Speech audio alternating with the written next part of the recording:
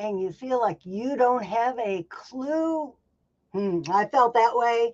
And this episode might completely change the way you see imposter syndrome. Ah, yeah. Hey, Francine. Hi, come on in. Come on in and minimize my screen so you don't have to look at this ugly background anymore. I'm trying. I'm trying. Look, now you can see my background. Hold on. Oh, there I am. There you are. We got it. Okay. So, how you been this week, Francine? I have been excited. I have a big speech contest coming up Saturday, which is why my background's ugly because I need my plain green screen for the speech contest. But next Tuesday, I'm going to have a whole new backdrop. Ooh, that's always exciting. Yeah, because the contest will be over. Ooh, I'm excited too. This evening, I have another event for music industry professionals called the Ooh. Root Cause Challenge. It's a little bit of networking and a little bit of digging down deeper into some of the things that are holding you back, in particular, holding you back from getting paid what you're worth. So, Ooh. I'll drop that in the comments just in case you happen to be seeing this and you are an independent artist or something else in the music industry. This is just for you. Okay, got a question now. Is imposter syndrome one of those things that could be holding him back? Oh my goodness, I'm pretty sure that we're going to talk about it tonight unless somebody convinces me otherwise. Because this is such a big thing, and it does come from this survival instinct in our brains. There's two different areas of the brain that you could kind of problem solve around, and one's more survival, one's more creative. And so many of us don't know this like war that's going on in our brains like most of the time, and you just go about your day and you don't know that this is happening at the core of all of your actions. So, imposter syndrome, when you see this pop up, is like a really great signal for you. So why it's actually a really good thing, Francine. It is. It's a sign of growth. It's a sign of growth and a chance for you to see that there's a learning opportunity here. And so I'm going to be talking a little bit more about a strategy that I use when I notice imposter syndrome pop up, because what I've noticed is it doesn't matter what level you're playing at, everybody experiences this. Have you noticed the same thing, Francine, with the people that you work with as well? Absolutely. Even in my writer's class at the senior center, these people aren't trying to get published. They're not trying to write a bestseller. They're just trying to write their memoir to pass down to their families. And imposter syndrome is even hurting or slowing them down because, for instance, nobody's going to want to hear this story. It's boring. No, that's part of what made you you. Your kids definitely want to hear the funny stories from high school, or the kids want to know the conflict you had with your parents. The kids, so same thing happens to authors who are writing for other people. And that is the beauty of the Believe You Can anthology program, is that we help you identify the parts of your story that people want to hear, rather than you think you're just an imposter trying to write a story that nobody's going to want to hear. Like, Heidi, didn't I tell you that something you were sharing was very valuable to your audience? You certainly did, and I think I knew it, but it just I needed somebody to reassure me that it really was true. And I think that's part of that feeling of imposter syndrome, or um, what you're kind of seeking when it comes out, is like somebody to be, no, like you really are this person that you're coming out to be. Sometimes we're still so attached to the older version of ourselves before our growth, and we're not quite letting go of that. And that's where some of that imposter syndrome comes in, because you're remembering the past of what held you back then before you grew through that. And that reminds me of when I wrote my first book. It got put up on Amazon and I was excited. I shared a little Facebook post about it, but I didn't want to toot my own horn. I didn't want to promote myself. I didn't want to be visible until my friend, I was on his podcast, not even talking about my book, talking about his book. And he said, "Oh, we have another author in the audience right now. Francine just released a book." And I'm like, "Oh, he saw my book. Maybe it is important. Maybe people do want to see it." Sorry, I was typing Oh, in the chat.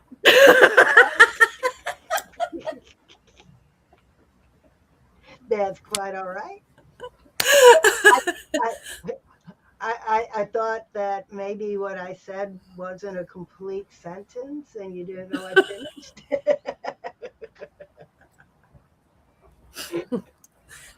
Uh, yeah, multitasking, not so great at it right now. But hey, Mark, Hi, Mark. I'm glad you feel like that sometimes too.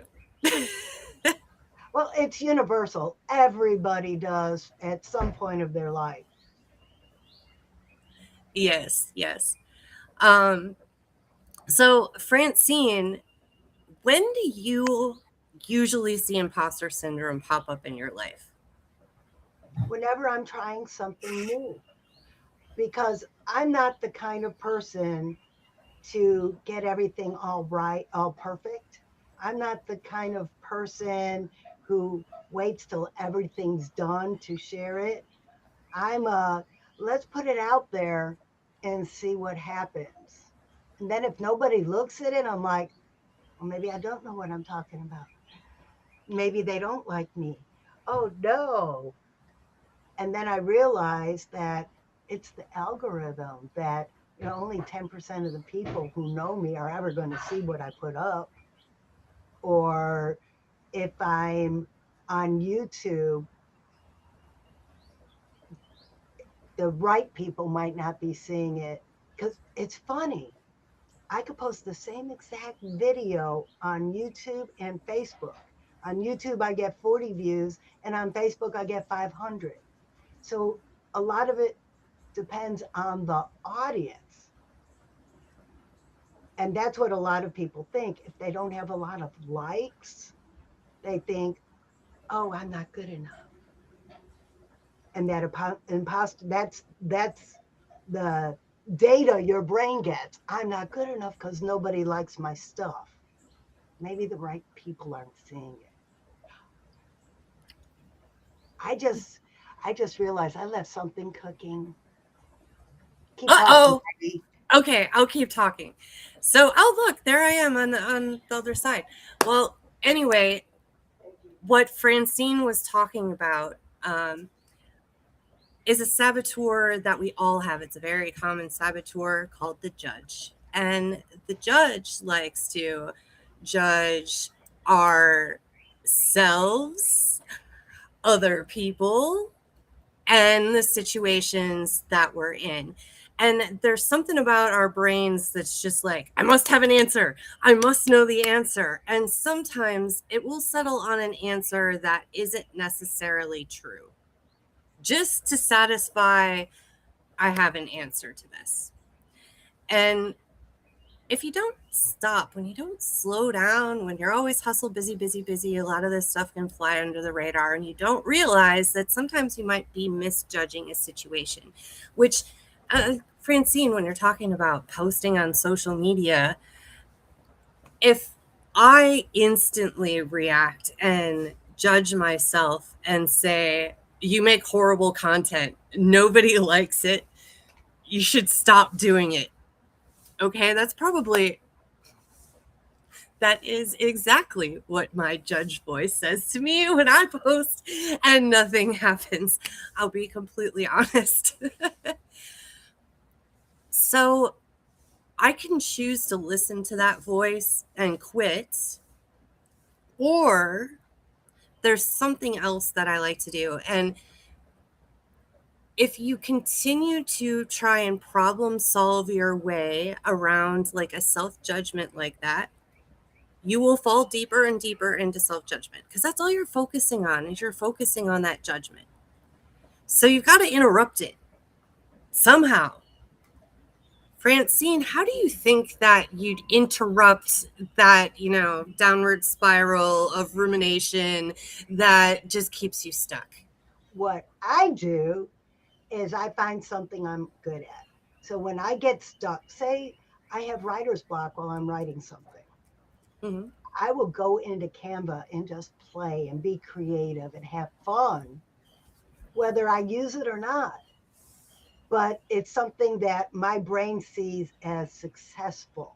Because the one thing I want everyone to remember, your brain believes whatever you tell it. If I get stuck in writing and think, oh, this story is not good, I'll just start over on something new.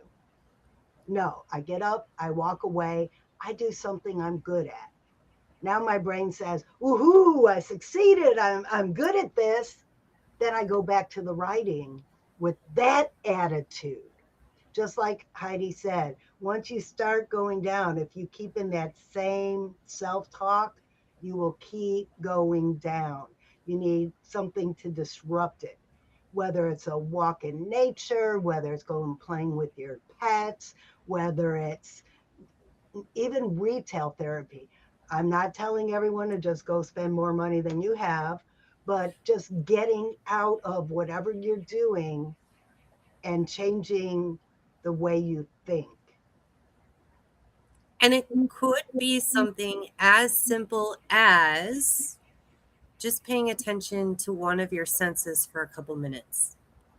So, when you go and take a walk in the park, you can hear the birds tweeting. Francine, you were commenting earlier about my birds, and I'm like, they're everyone's birds. I'm outside. But you can hear the birds tweeting. Maybe there's a fountain or something, so you can hear the sound of the water falling.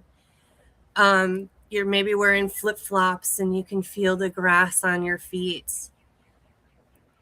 When you focus your brain on just your five senses, it kind of tells your brain, like, hey, everything's going to be okay.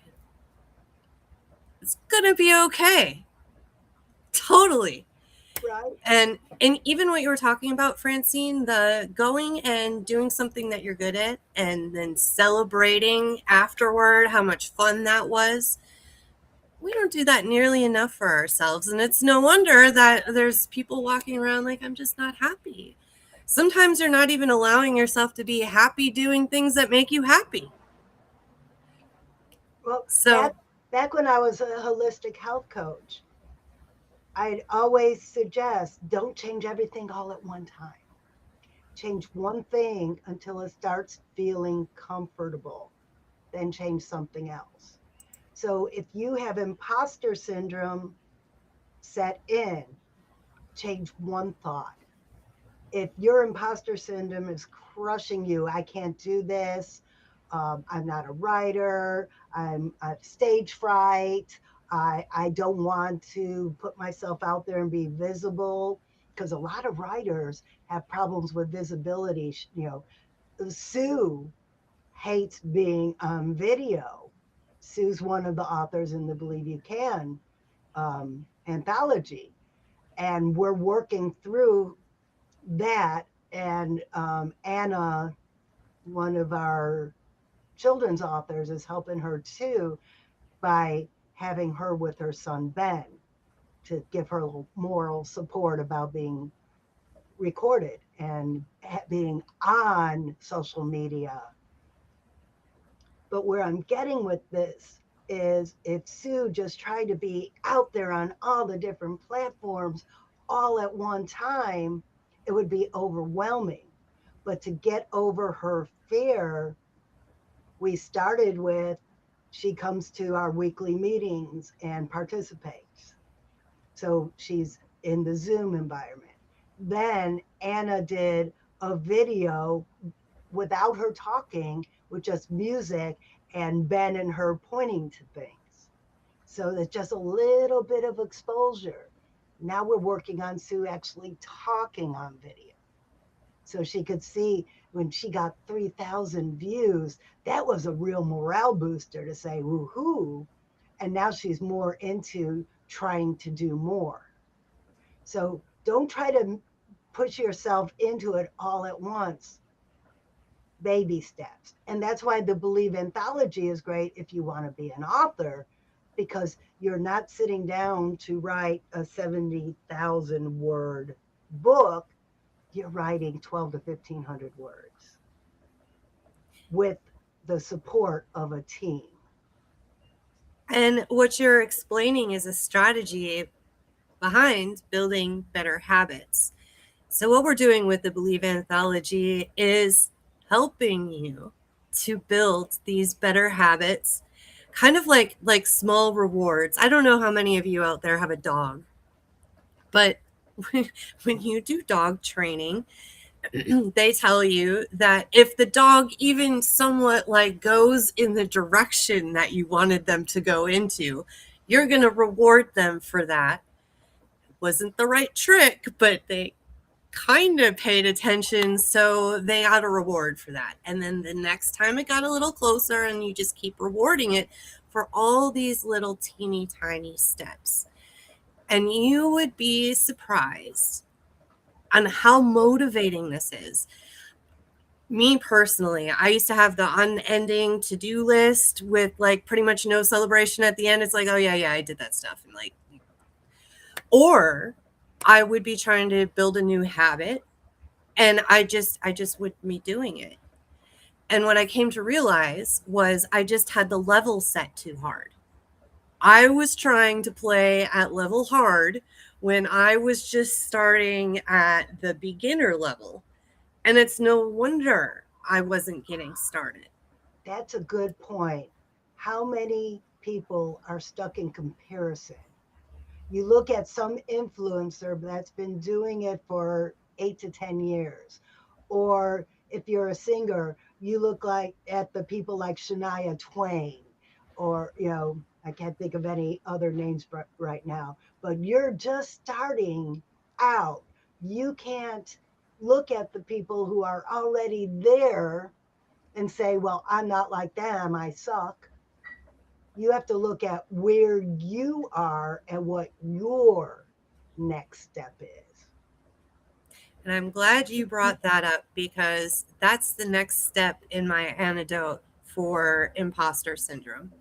Once I interrupt those negative thoughts, go for a walk, listen to some music, do something like that, I'll sit down and I'll ask myself, who am I? And maybe sometimes in that moment, I'm not sure. And I'll just start writing down whatever might happen to come to mind. And then I start asking myself, why is what I'm doing in this situation so important? And why specifically is this so important for me? And then I also might ask why a couple more times, because we call that whying it down. And you really tend to get to the root of 5 whys. the why. So then I can start to think, what am I doing about it? And how do my unique skills and abilities make me different from who I'm trying to compare myself to in the moment. And usually by the time I get to the end of that journaling session, by asking some better questions and thinking about it from the creative part of my brain instead of the survival part of my brain, there's a lot of confidence that comes out of that exercise. Francine, you're the confidence coach. Yes. And you know all about whying it down. So would you agree that is this something that you've seen to be beneficial as well in this situation? Actually, I wrote all about it in my book that's coming out soon, The Butterfly Who Changed Everything. There's a whole section on the 5 whys. We use that in industry when something's going wrong, like on an assembly line or in a process. You use 5 whys to get down to exactly why it happened, to get down to the root cause. And I show in my book how to use that on yourself so you could get down to what the root cause is. Like the character in the book isn't happy, and she starts drilling down. She isn't happy because her parents told her what to study in school and what job to get. And then she realized that she's living her parents' life, not her own. So if you want to learn how to do this, the book's launching on May 30th. So stay tuned. That is so awesome. And even though this process that we talk about is pretty simple, it's like it's an instrument. It's a You've tool. got to practice it constantly to start to make that muscle memory. So that whenever you notice imposter syndrome pop up, you say, nope, we're not going to think about it that way. Interrupt it, pay attention to one of your senses, and then you're going to look at it from a creative perspective, asking yourself better questions to get better answers. This process that I talk about is actually been a tested process. Dr. Ooh, is my internet being weird? I'm getting internet weird warnings over here. I did too. It must be something in Jacksonville right now. Anyway,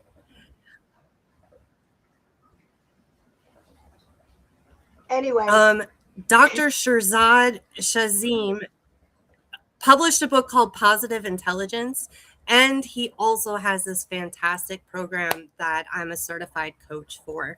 And I am so excited to be able to bring these kind of processes to something that I would call it like a really big setback for me. Imposter syndrome came up all the time and I didn't know how to deal with it. So I'm grateful for this process because it's something very easy to follow that because I've practiced it over and over again, it's becoming automatic and it becomes very quick. So even if I am standing in a room of people that I feel really intimidated by, that I feel like I could not possibly be at their level, I don't know how I'm in this room, I can catch that thought immediately and have a process to get right back into those conversations and be making the connections that I should be making in the room at the time. There's a reason I'm in that room. There are certain skills and abilities that I have for me to have gotten to that space. And imposter syndrome makes me forget that really quickly. well, and another good thing to remember is when you get into the situation when your brain is telling you lies, that you're not good enough, that you don't belong there, that you don't know as much as everybody else, that's when it's a good time to get feedback. And Heidi, where do we get feedback? At a portal party. Yeah. If you are crushed by imposter syndrome, get some eyes on your work and find out it's really not that bad. It's true. And if you're not busy right after this episode, we're doing something else. It's a Q&A session for the Believe anthology. So you've heard us talking about this. You might have questions. You might have questions about the portal parties. That's right. So I am Or about to if you drop just that. want to get in a Zoom room with us because you think we're cute and funny, then come on, we'll talk to you. Heck yeah.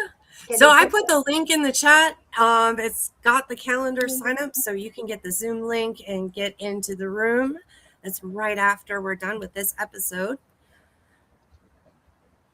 And I'm going to put it on my Facebook page. If anybody's watching this on Facebook, there's the link.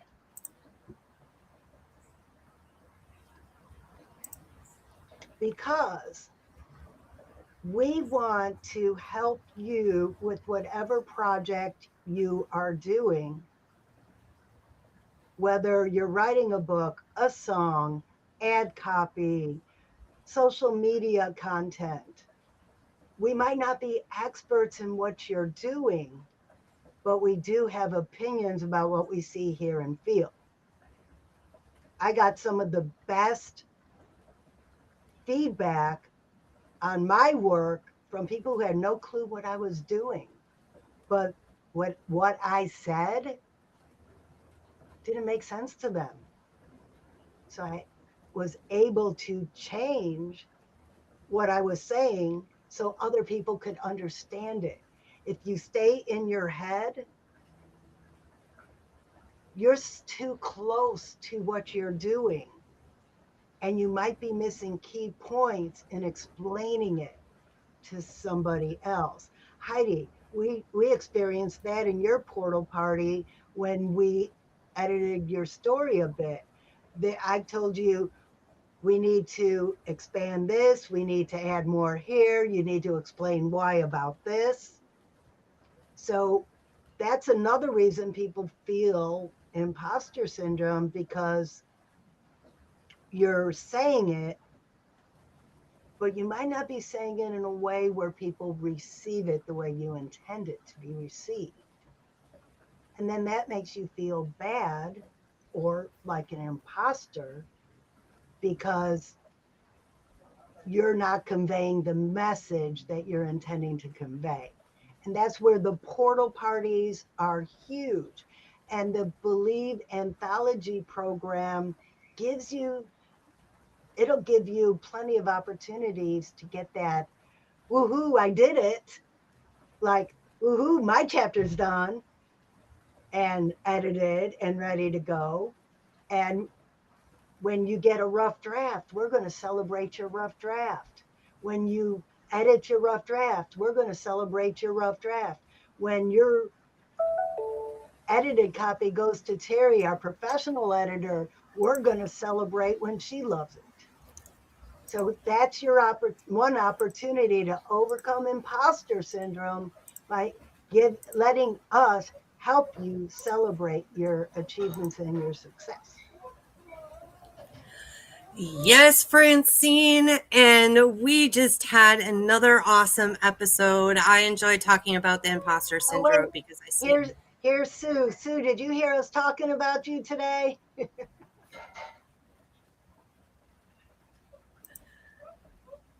And I'm gonna put this link here again in case anybody didn't get it, so everybody could join us in progress. in the Zoom room. Recording stopped. And I'm getting the Zoom room open right now. Okay. So let's bring this baby home, and we'll see you in the Zoom room. All right, fantastic. So if you can conceive it, you can believe it, and you can achieve it. From the head to the heart to the hands. Yes. Yes, you can. Yeah. See you in the Zoom room. See you guys.